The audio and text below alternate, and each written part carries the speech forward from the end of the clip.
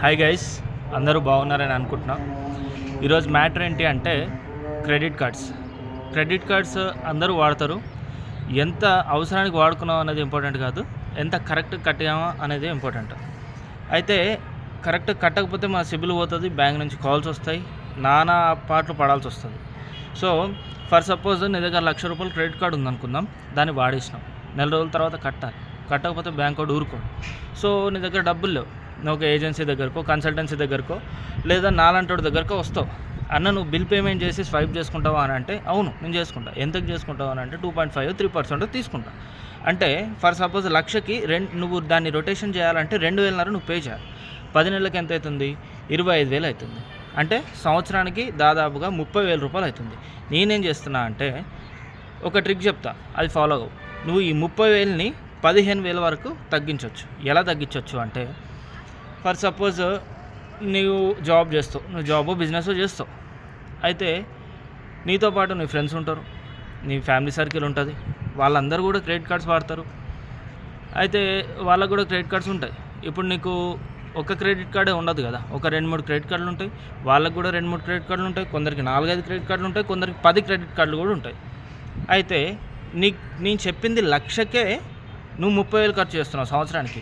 ఒక్కసారి నువ్వు రొటేషన్లో పడ్డావు అంటే అది నువ్వు జీవితాంతం రొటేషన్ చేస్తూనే ఉంటావు. అది నువ్వు కంప్లీట్గా కట్టి బ్లాక్ చేసేంత వరకు కూడా దాన్ని నువ్వు రొటేషనే చేస్తావు. సో ఎట్లా చేసే రొటేషన్ ఎట్లా చేస్తున్నావు. నువ్వు 1,00,000 చేస్తావు రొటేషన్, 2,00,000 చేస్తావు. 1,00,000కి సంవత్సరానికి 30,000 అవుతాయి. 2,00,000కి ఎంత అవుతుంది? 60,000 అవుతుంది. ఫర్ సపోజ్ నీ దగ్గర 5 lakhs ఉన్నాయనుకో, అప్పుడు ఎంత అవుతుంది? సంవత్సరానికి నువ్వు 1,50,000, అక్షరాల 1,50,000 నువ్వు రొటేషన్కే కడుతున్నావు అని అర్థం.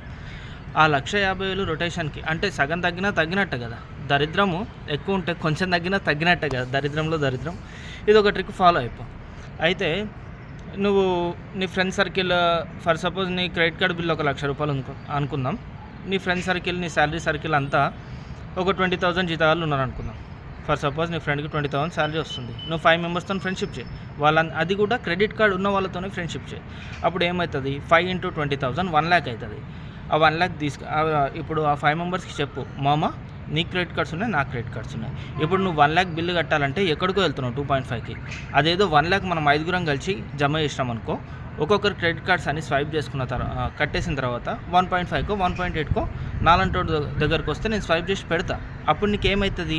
బిల్ పేమెంట్ చేసే ఖర్చు అంటే ఎక్స్ట్రా 1% ఏదైతే ఉందో, నువ్వు 2.5కి వెళ్తున్నావో అక్కడ నీకు హాఫ్ అమౌంట్ తగ్గిపోతుంది. లిటరల్గా హాఫ్ అమౌంట్ తగ్గిపోతుంది. అంటే ఆ అమౌంట్ నీకు సేవ్ అయినట్టే. సో ఈ విధంగా నువ్వు తగ్గించవచ్చు. ఆ 5 మెంబర్స్తో మాట్లాడి ఆ 1,00,000 ఇప్పుడు ఫస్ట్కి శాలరీ వచ్చిందనుకో, మీ 5గురు శాలరీస్ ఒక దగ్గర జమ చేసేసి ఆ 1,00,000 మీరు క్రెడిట్ కార్డ్ బిల్ పేమెంట్ కట్టేసి అప్పుడు జస్ట్ ఓన్లీ స్వైపింగ్ మీదనే పెట్టండి, బిల్ పేమెంట్ మీద పెట్టకండి అని నేను చెప్తున్నా. సో అట్లనే నీ సర్కిల్ ఎక్కువ ఉంది, పెద్దగా ఉంది. సో 50,000 శాలరీ వచ్చింది అనుకో, ఇద్దరు ఫ్రెండ్స్తో ఫ్రెండ్షిప్ చేస్తే సరిపోతుంది. ఎందుకంటే మనం అంతా దరిద్రులం. ఎందుకంటే స్టార్టింగ్లో క్రెడిట్ కార్డ్ వచ్చినప్పుడు క్రెడిట్ కార్డ్ తీసుకుంటే అరే బాగా రిచ్ పీపుల్ క్రెడిట్ కార్డ్స్ వాడతారు, మనం కూడా వాడదాం అనిపిస్తుంది. అరే క్రెడిట్ కార్డ్ అనేది ఒక అప్పు, బ్యాంక్ నుంచి అనేది ఒక అప్పు. నువ్వు అప్పు ఉంటే నువ్వు రిచ్ పీపుల్ ఎట్లయితావు? ఈ లాజిక్ ఎట్లా మిస్ అవుతావు చెప్పు? అప్పు అంటే దరిద్రం రా బాబు. నీకు ఆ విషయం ఎప్పటికీ అర్థమవుతుంది. క్రెడిట్ కార్డ్ని వీలైనంత త్వరగా క్లోజ్ చేసుకో. లేకపోతే దాన్ని రొటేషన్ చేసే పద్ధతిలో నీకు వచ్చే శాలరీ కన్నా నువ్వు ఎక్స్ట్రా ఖర్చు పెట్టాల్సి వస్తుంది వాటి మీద. సో దరిద్రాన్ని నువ్వు పెంచుకున్నట్టే. సో వీలైనంత వరకు తగ్గించుకోను. ఇది నీకు యూజ్ అవుతుందని అనిపిస్తుంది.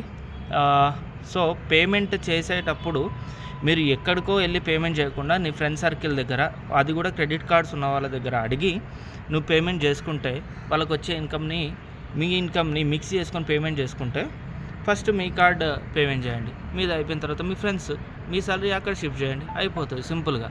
సో మీరు అట్లా తగ్గించుకోవచ్చు. ఇది ఒక ఆప్షన్ ఉంది. సో దరిద్రంలో కొంచెం దరిద్రం మీకు తగ్గినట్టే. Thank you. జై హింద్.